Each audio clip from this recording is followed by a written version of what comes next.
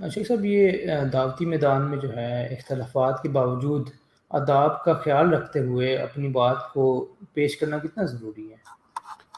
سلمان بھائی، یہ ہمارا کینسر ہے، یہ والا، یہ جو آپ نے سوال کیا نا یہ ناسور ہے ہمارا. ہم یہاں پر آ کر نا بہت سارے دیندار لوگ فیل ہیں بالکل.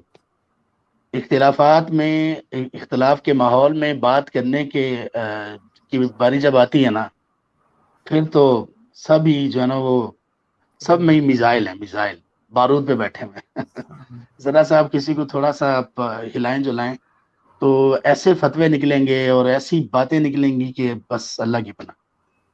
یہ اختلاف رائے کے آداب اصل میں نا یہ بڑی ضرورت ہے کہ ہم اپنے طلاب العلم کو سکھائیں اور دعات کو سکھائیں کہ اختلاف ہونا مسئلہ نہیں ہے اور اختلاف کرنا بھی مسئلہ نہیں ہے، لیکن اختلاف کرنا کیسے ہے، یہ اس میں بہت زیادہ محرومی، بہت زیادہ محرومی ہے.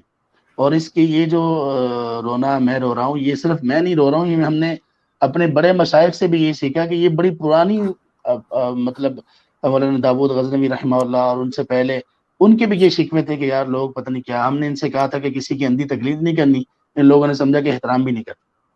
سارے اپنی اپنی جگہ پر مفتی بنے ہوئے ہیں. تو اس سے اختلاف اور ان سب چیزوں کے باوجود ہمیں اپنی بات تو کرنی ہے، لیکن اس کو بڑے اچھے انداز سے کریں. وہ کسی نے کہا نا کہ آپ بلندی کے لیے ضروری نہیں کہ آپ لوگوں کے کندھوں کو مسل کر، ان کو پھیلان کر، ان کے اوپر چڑھ کے ہی آپ بلندی پر جائیں. آپ بلندی کے لیے کوئی اپنا اور راستہ دیکھ لیں.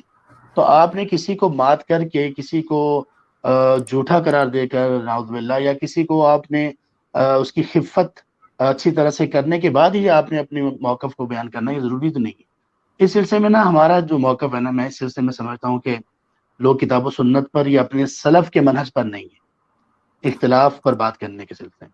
اور اس میں جو مجھے جو بات سمجھ آئی ہے، اپنے مشائخ سے بھی سیکھا، اور سب سے بڑھ کر جس شخصیت سے سیکھا نا کہ اختلاف کرنے کے آداب کیا ہیں، وہ میں نے سیکھا شیخ الاسلام ابن تیمیہ رحمہ اللہ سے. لوگ یہ سمجھتے ہیں کہ وہ بڑے سخت اور بڑے متشدد تھے، کچھ لوگ یہ سمجھتے ہیں، لیکن اختلافی مسائل میں بات کرنے کے لیے جس قدر نرم، جس قدر محتاط اور جس قدر شفیق شیخ الاسلام ابن تیمیہ نے، کوئی بھی نہیں. تو میں کہتا ہوں کہ جو ان کے راستے پر اپنے آپ کو کہتے ہیں اور سلفی کہتے ہیں، اور ان میں اس طرح کا وہ بڑا پن نہ ہو اور اختلاف کے آداب نہ ہو، تو وہ بندہ وہ نہ سلفی ہے نہ کتاب و سنت پر ہے. شیخ الاسلام ابن تیمیہ رحمہ اللہ کی میں 2 کتابوں کا آپ کو ریفرنس دیتا ہوں.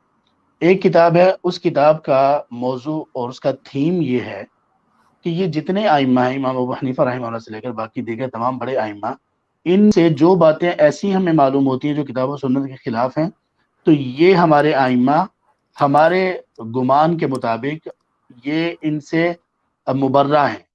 جان بوجھ کر ہم سوچ بھی نہیں سکتے کہ کوئی امام کتاب و سنت کی مخالفت کرے گا. اس ائمہ کو کے اوپر اس الزام کو ختم کرنے کے لیے ان کا ایک چھوٹا سا رسالہ ہے. اللہ کرے کہ سارے ہر جگہ پر دعات اور طلاب کو یہ لازم پڑھایا جائے، اچھی طرح سے پڑھایا جائے.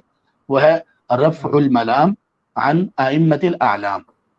اس میں یہی ہے کہ ملامت کو اٹھا لینا، جو بڑے بڑے اعلام اور بڑے بڑے ہمارے امام ہیں، ان پر کوئی ملامت نہیں ہے.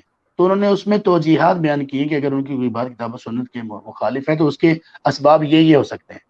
ان کو معلوم نہیں تھا، ان کی اجتہادی غلطی تھی، انہوں نے ایک روایت جو ضعیف تھی اس کو صحیح سمجھ لیا، انہوں نے ایسا کیا. یہ اس میں انہوں نے ان کو بچایا ہے اور ان کا دفاع کیا ہے.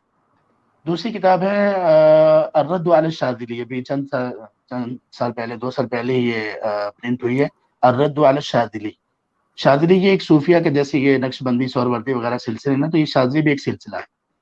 اس میں آپ حیران ہوں گے کہ کتاب کی ابتدا میں چند صفحات انہوں نے جن پر وہ رد کر رہے ہیں ان کی تعریف میں لکھے ہیں کہ وہ صوفیہ میں ان میں یہ خصوصیات ہیں، یہ اچھے ہیں اور ایسے ہیں، فلاں ہیں، دین کے درد رکھنے والے ہیں وغیرہ وغیرہ. پھر جب ان کے اصل میں ایک دعا تھی، اس کے بارے میں ان سے سوال ہوا تھا شیخ الاسلام ابن تیمیہ رحمہ اللہ سے کہ آپ ہمیں یہ بتائیے کہ یہ جو دعا حزب البر اور حزب البحر اس کے نام سے، کہ سمندر میں پڑنے والی کا ایک منزل یا دعا اور ایک خشکی پر پڑنے والی، تو کیا اس کے الفاظ ٹھیک ہیں؟ تو شیخ الاسلام ابن تیمیہ رحمہ اللہ نے ان کے الفاظ کو لے کر اس پر کچھ لکھا ہے. اچھا، انداز کیا ہے؟ انداز یہ ہے کہ ان کی عبارت ذکر کرتے ہیں، اور کہتے ہیں کہ اس کا یہ بھی مطلب ہو سکتا ہے، یہ بھی ہو سکتا ہے اور یہ بھی ہو سکتا ہے.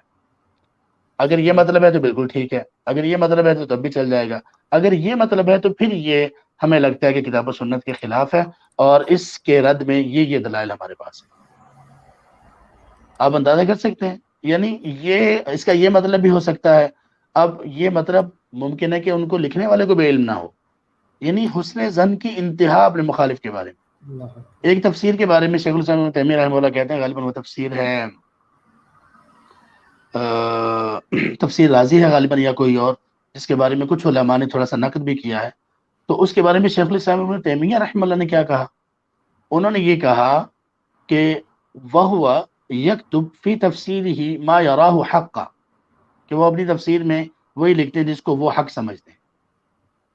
یعنی اس میں بہت ساری باتیں ہیں قابل نقد ہیں، بہت ساری باتیں ہیں وہ اس تفسیر میں جو کہ واقعی قابل تنقید ہیں. لیکن انہوں نے کیا، ان کو کیسے محفوظ کیا، ان کو کیسے بچایا؟ ان کو کہا کہ انہوں نے جس کو حق سمجھا وہ لکھا. ہاں، حق سمجھ کر انہوں نے لکھا، ان سے غلطی ہو سکتی ہے، جو غلطیاں ہیں وہ بیان کی جا سکتی ہیں. اس طرح سے یہ اختلاف رائے کے آداب کو ہمیں سیکھنا ہمارے لیے بہت ضروری ہے. ہمارے ہاں لوگوں میں علماء کے نام سے بھی مشہور ہو جاتے ہیں، لیکن جب اختلاف کی باری آتی ہے تو نہ دوسروں کو تو چھوڑ دیجئے، اپنوں کو بھی نہیں چھوڑتے. وہ بڑے بڑے علماء کو نہیں چھوڑتے، بس جو سامنے آیا بے ادبی کی انتہا اور بے لحاظی کی انتہا اور بدتمیزی کی انتہا تک بات پہنچ جاتی ہے. یہ بڑا معاملہ بڑا عجیب تر ہے. اللہ تعالیٰ ہدایت دے اور اصلاح کرے اس معاملے میں سب. آمین آمین، اللہ محفوظ رکھے ہمیں. شیخ صاحب اگر آپ ان دونوں بکس کے نام دوبارہ ریپیٹ کر دیں تاکہ جو ہے سامعین جو ہے اس کو.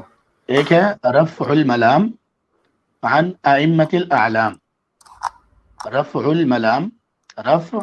الملام عن ائمہ الاعلام، اور دوسری کتاب ہے الرد علی الشاذلی. میں ابھی یہاں پہ چونکہ قطر میں ہوں، پاکستان ہوتا اپنی لائبریری میں ہوتا تو میں دونوں کتابیں آپ کو دکھا دیتا. صحیح صحیح، ٹھیک ہے. میں انشاءاللہ اس کو ڈسکرپشن میں بھی ڈال دوں گا تاکہ انشاءاللہ کسی کو چاہیے ہو وہ تو انشاءاللہ وہ بھی اس سے فائدہ حاصل کر سکتے ہیں انشاءاللہ.